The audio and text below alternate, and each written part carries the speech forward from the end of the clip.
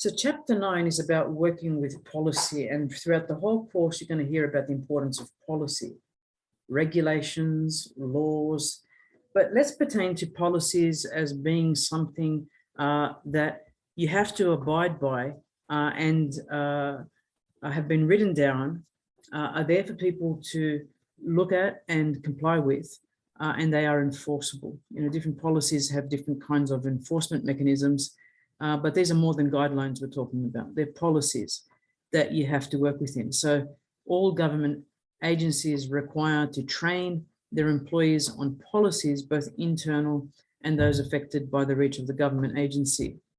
And how policies evolve in practice is very interesting. Someone decides that a norm should be written down and recorded explicitly. Groups of people may be contributing to developing that statement, and then it goes through legal potentially to ensure that wording is correct, particularly when there's an enforceability. For example, we can think about the acceptable use of IT policies and so much more. Policy implementation is the biggest opportunity for tech. Often when new policies come in, technologies have to abide by them. You may require to utilize technology in order to ensure that services abide by the new policies that have been brought in. And sometimes they may be brought in by the government themselves as external to the agency, but the agency requires compliance. This is very interesting in Australia, where political parties that are in power need to abide by certain privacy principles, and yet they are exempt from them, but they still have their own policy by which they can use citizen data, especially data with respect to votes and voters and which way they will vote. How can tech methods apply?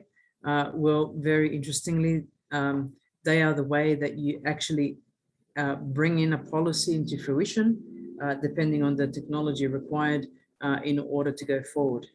What about technology policies? So you have your general policies, but what about those relevant to technologies? It's a fascinating question. We've seen the proliferation of the use of facial images on the internet that are web scraped and analyzed and can identify someone within seconds when there is a hit that has been put into a system. And so technology policy becomes a big deal, particularly when you're looking at police forces and their use of technology and what they can and cannot do with that technology, particularly in a variety of legislative areas. And of course, there are policy exceptions, and Sid talks about these as being in the early stages. For example, she says an innovation lab that mainly builds prototypes can sometimes put aside questions of policy. In later stages, the policy needs to align to support the continuation of the work and the growth. What happens with policies when we're talking about volunteers, contractors, even government agency employees, and when do they come into force?